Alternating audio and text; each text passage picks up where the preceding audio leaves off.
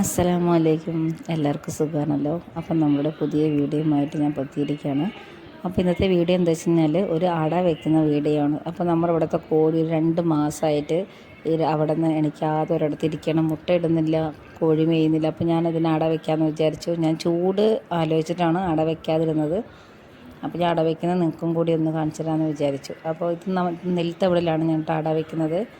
ഇത് കോഴിപ്പേന് വരാതിരിക്കാനുള്ള മരുന്ന് നമ്മുടെ സാധാരണ കടകളിൽ കിട്ടുന്നതാണ്.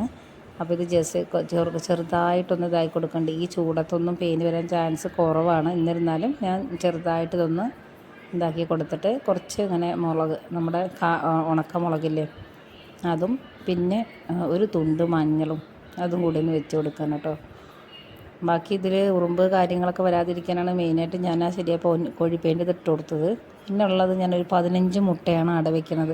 15 മുട്ട എടുക്കാനുള്ള കാരണം നമ്മുടെ ചൂട് കാരണം കൊണ്ട് മുട്ട ചിലതെല്ലാം പോകാനുള്ള ചാൻസ് കൂടുതലാണ്.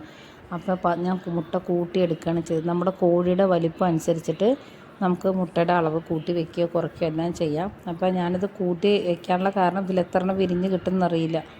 ചൂട് കൂടിക്കൊണ്ടിരിക്കുകയാണ്. അത് കാരണം കൊണ്ട് നമുക്കിതിൽ എത്ര മുട്ട വിരിഞ്ഞ് കിട്ടുമെന്ന് അറിയില്ല. അതുകൊണ്ട് ഞാനതിൽ 15 മുട്ട വയ്ക്കുന്നുണ്ട്.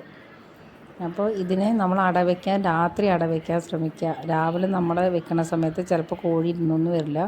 അപ്പോൾ ഈ മുട്ടയെല്ലാം ഞാൻ അടുക്കി വെച്ച ശേഷം ഞാൻ കോഴിയെ രാത്രിയാണ് കേട്ടോ ഇതിനകത്തേക്ക് കയറ്റിയിരുത്തുന്നത്.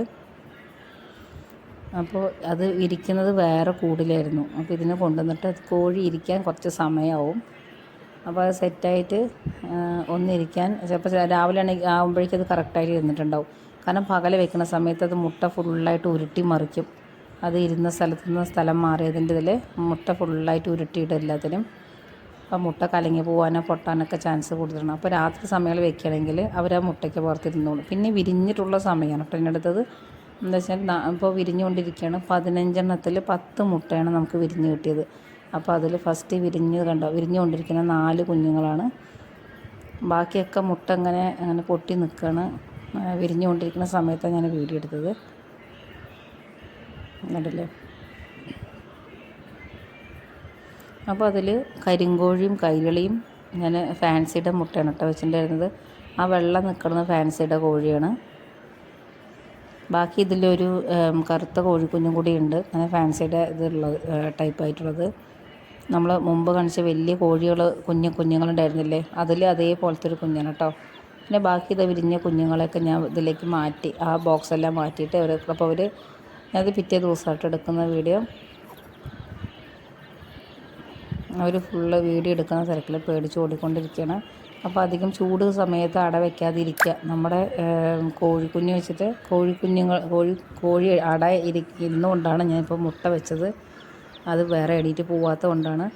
അപ്പോൾ അട വയ്ക്കുമ്പോൾ കുറച്ച് നമ്മൾ തണുപ്പുള്ള സ്ഥലത്തുകൊണ്ട് കോഴീനെ അട വയ്ക്കാൻ ശ്രമിക്കുക കേട്ടോ. അപ്പോൾ നിങ്ങൾക്ക് എൻ്റെ വീഡിയോ ഇഷ്ടമായാൽ ലൈക്ക് ചെയ്യുക, ഷെയർ ചെയ്യുക, മറക്കാതെ സബ്സ്ക്രൈബ് ചെയ്യണേ. ആർക്കെങ്കിലും കോഴിയും കോഴിക്കുഞ്ഞുങ്ങളും ആവശ്യമാണെങ്കിൽ നമ്മൾ താഴെ ഡിസ്ക്രിപ്ഷൻ ബോക്സിൽ നമ്പർ കൊടുക്കാം, ആവശ്യക്കാരെ അറിയിക്കുക. ഇത് പാലക്കാട് പുതുനഗരം എന്നുള്ള സ്ഥലമാണ് കേട്ടോ അത്. അപ്പോൾ നമുക്ക് അടുത്ത വീഡിയോയുമായി കാണാം. അസ്സലാമു അലൈക്കും.